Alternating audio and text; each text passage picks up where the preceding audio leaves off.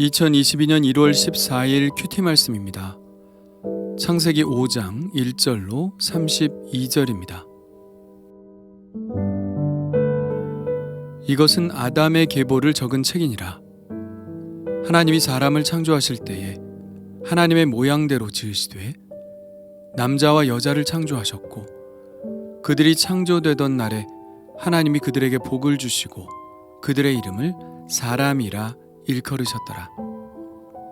아담은 130세에 자기의 모양 곧 자기의 형상과 같은 아들을 낳아 이름을 셋이라 하였고 아담은 셋을 낳은 후 800년을 지내며 자녀들을 낳았으며 그는 930세를 살고 죽었더라.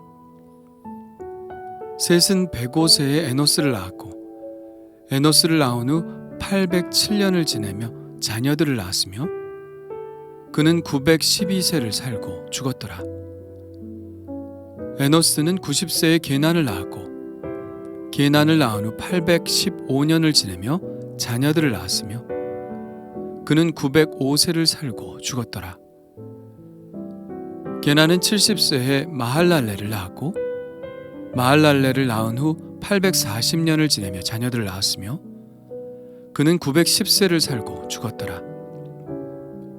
마할랄렐은 65세에 야렛을 낳았고 야렛을 낳은 후 830년을 지내며 자녀를 낳았으며 그는 895세를 살고 죽었더라. 야렛은 162세에 에녹을 낳았고 에녹을 낳은 후 800년을 지내며 자녀들을 낳았으며 그는 962세를 살고 죽었더라. 에녹은 65세에 무두셀라를 낳았고 무두셀라를 낳은 후 300년을 하나님과 동행하며 자녀들을 낳았으며 그는 365세를 살았더라. 에녹이 하나님과 동행하더니 하나님이 그를 데려가심으로 세상에 있지 아니하였더라. 무두셀라는 817세에 라멕을 낳았고 라멕을 낳은 후 782년을 지내며 자녀를 낳았으며 그는 969세를 살고 죽었더라. 라멕은 182세에 아들을 낳고 이름을 노아라 하여 이르되 여호와께서 땅을 저주하심으로 수고롭게 일하는 우리를 이 아들이 안위하리라 하였더라. 라멕은 노아를 낳은 후 595년을 지내며 자녀들을 낳았으며 그는 777세를 살고 죽었더라. 노아는 500세 된 후에 셈과 함과 야벳을 낳았더라. 아멘. 오늘은 아담의 계보가 아담에서부터 노아의 세 아들 셈과 함과 야벳까지 이어집니다. 1절과 2절은 1장에 나오는 창조 이야기를 간단하게 언급하고 있는데요. 여기서 눈여겨볼 것은 창조라는 단어입니다. 창세기 1장 1절에 태초에 하나님이 천지를 창조하시니라 에서의 창조라는 단어는 히브리어로 바라라는 단어를 썼습니다. 바라는 무에서 유에로의 완전한 신적 창조 행위를 가리키는 것으로 순수한 의미의 창조를 가리킨다고 볼 수 있습니다. 그러나 오늘 본문에 나오는 창조라는 단어는 바라라는 단어 대신 아사라는 단어를 썼습니다. 아사는 이미 창조된 물질을 재료로 더욱더 나은 물체를 만드는 것을 말하죠. 하나님은 흙이라는 재료를 가지고 사람을 만드셨죠.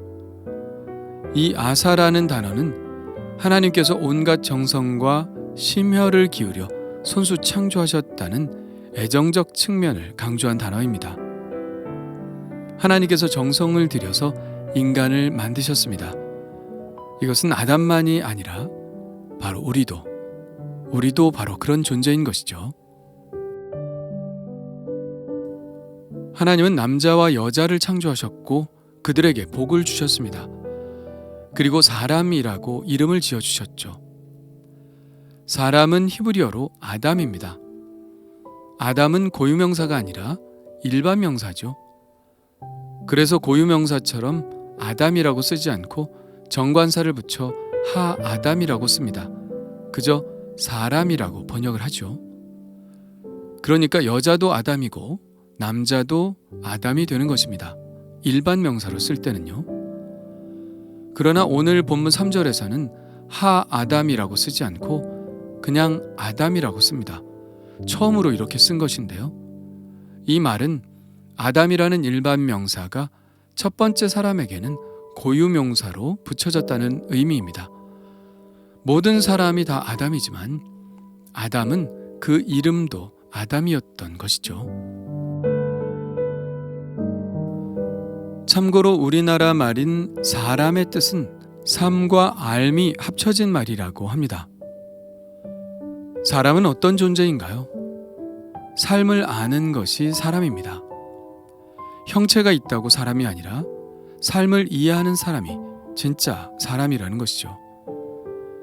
제가 다녔던 고등학교 입석에는 먼저 사람이 되라 라는 말이 쓰여 있습니다.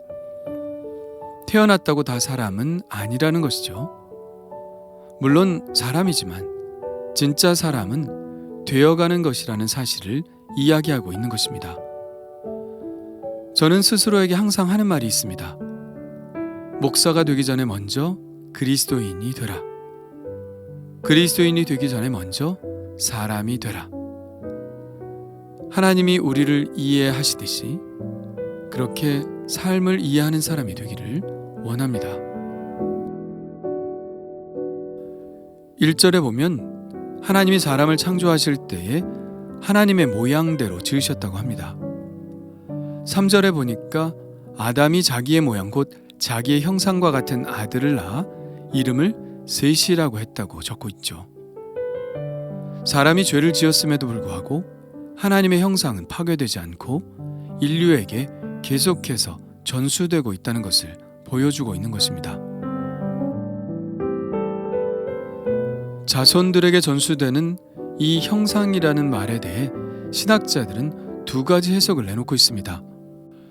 첫째로 아담은 타락 후 필연적 죽음을 선고받은 존재이니 그가 자기 모양과 같은 아들을 낳았다는 것은 곧 죽음이란 죄책이 후손에게 전가되었다는 의미가 된다는 것입니다.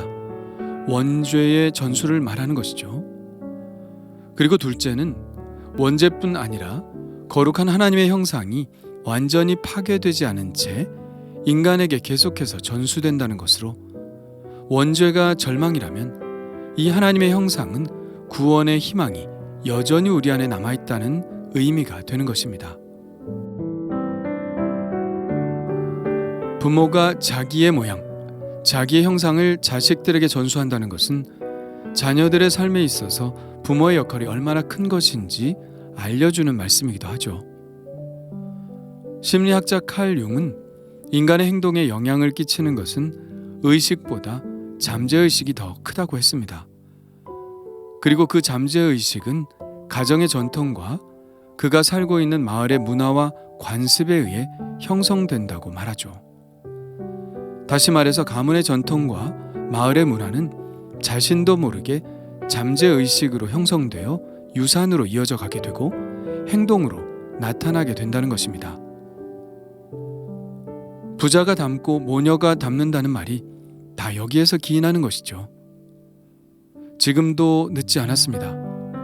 지금 내가 바뀌면 내 미래도 바뀔 뿐만 아니라 자손들의 미래도 바뀝니다. 내가 온전히 하나님의 형상으로 화할 때 우리의 자녀들도 하나님의 형상을 띠며 살아가게 되는 것이죠.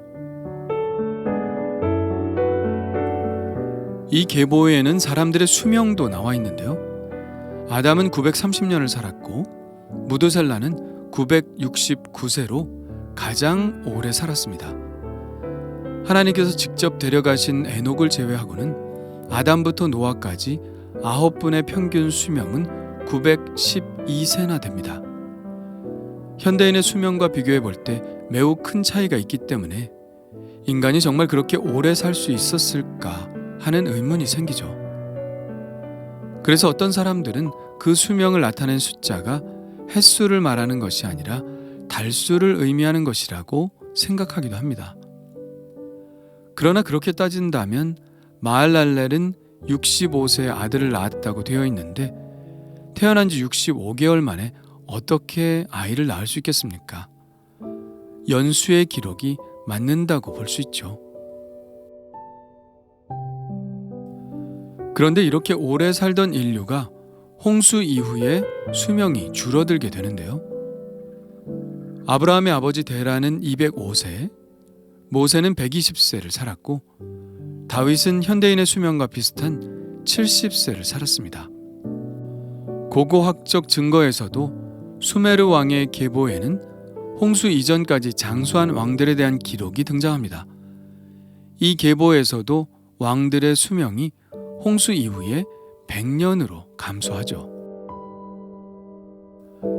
이에 대해 창조과학회에서는 길었던 수명이 노아의 홍수를 기점으로 급격히 감소한다는 점에 착안하여 급격한 환경 변화를 그 원인으로 꼽죠. 창세기 1장 1절에 나오는 궁창 위의 물이 노아의 홍수 때 다 쏟아져 내려서 그렇게 되었다는 것입니다. 그래서 홍수가 끝난 후에 기후가 크게 변하고 방사선이 전보다 많이 유입됨에 따라 악화된 환경으로 인하여 종족을 이어가지 못하고 멸종된 생물들이 생겼으며 수명도 짧아지게 된 것이라고 말합니다.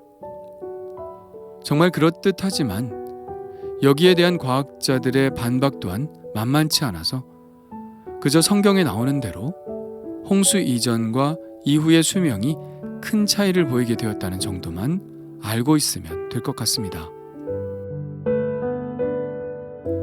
무두셀라는 세상에서 가장 오래 산 사람이며 라멕을 낳았고 라멕은 노아를 낳았습니다. 라멕은 아들을 낳으면서 노아라는 이름을 붙였죠. 노아라는 이름의 뜻은 위로 혹은 안식입니다.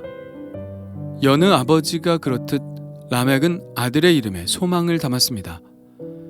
하나님께서 땅을 저주하셔서 수고로이 일하는데 아들이 이러한 것에 대한 위로자가 되었으면 좋겠다는 소망이었을 것입니다. 그리고 그 노아는 아버지의 소망대로 당대의 의인으로 완전한 자로 또 하나님과 동행하는 자로 살아갔죠. 그러나 또 어떤 사람들은 노아의 이름을 그가 최초의 포도주 생산자였다는 데 착안하여 해석하기도 합니다. 수고롭게 일하는 사람들에게 포도주로 그 고단한 삶을 위로하는 사람이었다는 것을 암시하는 이름이라는 것이죠. 어쨌든 노아는 당대 의인으로 하나님과 동행하며 세 아들을 낳고 그 세 아들이 홍수 이후에 인류의 조상들이 됩니다. 그리고 오늘 본문에서 가장 중요해 보이는 인물이 등장하죠. 바로 에녹입니다. 에녹은 65세에 무두셀라를 낳았고 무두셀라를 낳은 후 300년을 하나님과 동행하며 자녀들을 낳았으며 그는 365세를 살았더라. 에녹이 하나님과 동행하더니 하나님이 그를 데려가심으로 세상에 있지 아니하였더라. 동행하다는 말은 문자적으로 걷다, 산책하다는 의미입니다. 그러나 여기서는 친밀한 관계를 유지하며 인격적인 교제를 나누는 것을 의미하죠. 그는 365세를 살았습니다. 이 숫자가 참 의미심장하죠. 365세를 살았다는 것은 365일 매일 하나님과 동행했다는 의미로 보아야 하지 않을까요? 과연 이것이 우연의 일치일까요? 우연의 일치든 의도한 것이었든 에녹이 365년 동안 하나님과 동행했다는 이 구절은 우리에게 1년 365일 매일의 삶을 하나님과 동행해야겠다는 도전을 줍니다.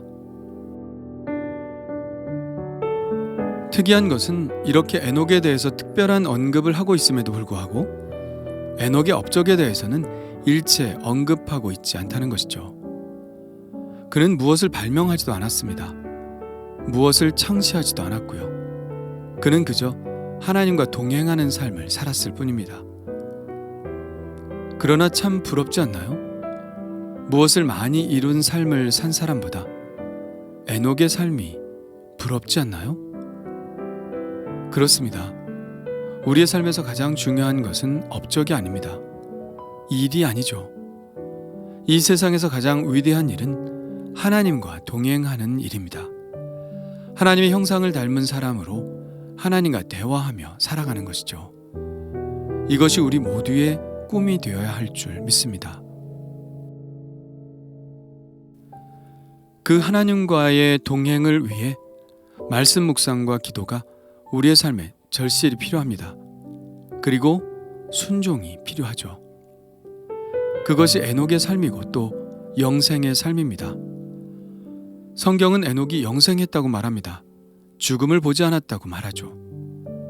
예수님도 죽음을 경험했는데 에녹과 엘리야만이 유일하게 죽음을 보지 않고 하늘로 올리운 사람들입니다. 이것이 바로 영생이죠. 그러나 그들을 부러워할 것 없습니다. 우리도 영생의 삶을 살 수 있기 때문입니다. 아니, 이미 우리는 영생의 삶을 살고 있죠. 영생은 곧 유일하신 참 하나님과 그가 보내신 자 예수 그리스도를 아는 것이니이다. 예, 영생은 하나님의 생명에 참여하는 것입니다. 하나님과 교제하는 것이죠. 업적이 중요한 것이 아닙니다. 하나님과의 동행이 중요합니다. 나는 오늘도 하나님과 동행하고 있나요? 주님 감사합니다. 제 안에 있는 하나님의 형상이 죄로 인해 파괴되거나 약화되지 않기를 원합니다. 에녹처럼 하나님과 동행함으로 이 하나님의 형상이 더욱 강화되게 하시고 하나님과 더 깊은 교제를 나누는 삶을 살게 하여 주옵소서. 그리고 그 믿음의 삶이 우리의 자녀들에게 그대로 전수되게 하여 주옵소서. 예수님의 이름으로 기도합니다. 아멘.